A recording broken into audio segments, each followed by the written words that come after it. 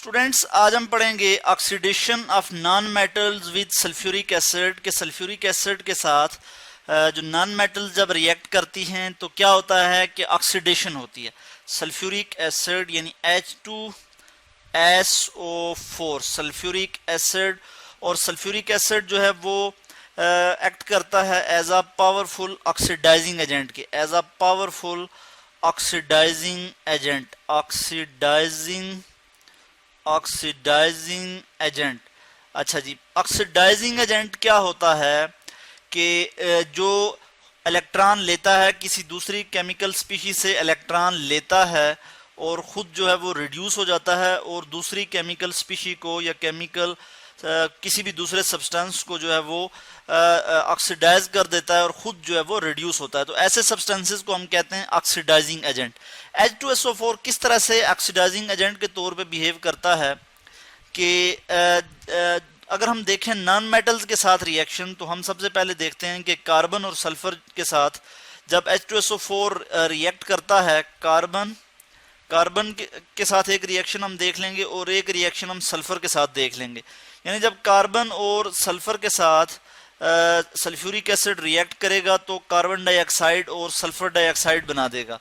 तो इसके लिए मैं यहाँ पे लिख लूँ रिएक्शन, दोनों का बराबर ही लिखूंगा, H2SO4 सल्फ्यूरिक एसिड, और ये एक्वस यहाँ पे मैं लिख लेता हूँ एक्वस, और एक यहाँ से मैं कॉपी कर लेता हूँ कि सल्फ्यूरिक एसिड जो है यहाँ पे मैंने लिख लिया।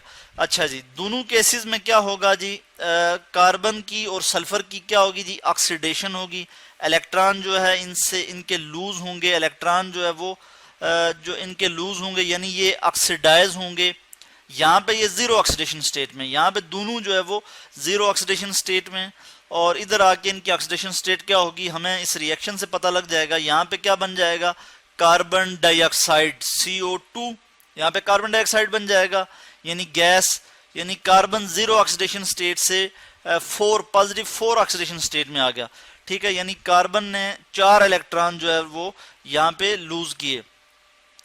इस इट मीन के सल्फ्यूरिक एसिड जो है वो एज अ ऑक्सीडाइजिंग एजेंट के तौर पे बिहेव कर रहा है यहाँ पे। साथ ही साथ सल्फर डाइऑक्साइड गैस बनेगी इस केस में, sulphur dioxide gas SO2 sulphur dioxide gas बनेगी, और उसके बाद जो है हमारे पास वाटर आ जाएगा H2O वाटर जो है ये लिक्विड स्टेट में वाटर आ जाएगा। इस इक्वेशन को हम साथ ही साथ बैलेंस भी कर लेते हैं। मुझे यहाँ पे 2 लगाना होगा तो ये इक्वेशन यहाँ से बैलेंस हो जाएगी। इसी तरह वाटर के साथ भी 2 लगाना होगा और सल्फ्यूरिक एसिड के साथ भी मुझे 2 लगाना होगा, तो यूं ये जो है वो बैलेंस हो जाएगा। इसी तरह सल्फर के साथ क्या होगा जी, सल्फर की भी ऑक्सीडेशन होगी और सल्फर ऑक्सीडाइज हो जाएगा किसमें, सल्फर डाइऑक्साइड गैस में, यानी sulphur SO2 sulphur dioxide gas, और उसके बाद जो है जी वाटर इसके हमारे पास आ जाएगा H2O। वाटर को मैं यहीं से कॉपी कर लूँगा और इसको इसी तरह से मैं यहाँ से कॉपी कर लूँगा, और ये आ गया जी हमारे पास जी वाटर भी साथ आ गया।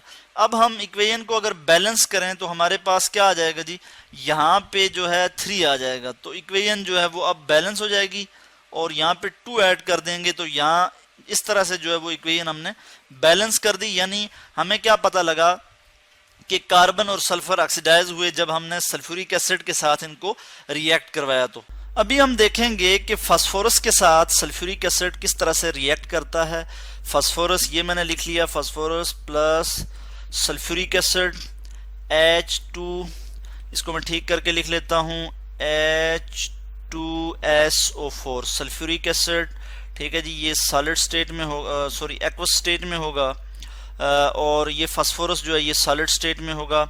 इसके साथ जब ये रिएक्ट करेगा तो हमारे पास क्या प्रोडक्ट आ जाएगी, मैं ये आपको यहाँ पे दिखा देता हूँ कि हमारे पास प्रोडक्ट आ जाएगी जी H3PO4 फास्फोरिक एसिड कहते हैं इसे, और उसके बाद हमारे पास क्या आ जाएगा जी, वाटर आ जाएगा और सल्फर डाइऑक्साइड गैस आ जाएगी SO2 सल्फर डाइऑक्साइड गैस, और हमारे पास जो है वो वाटर आ जाएगा H2O वाटर।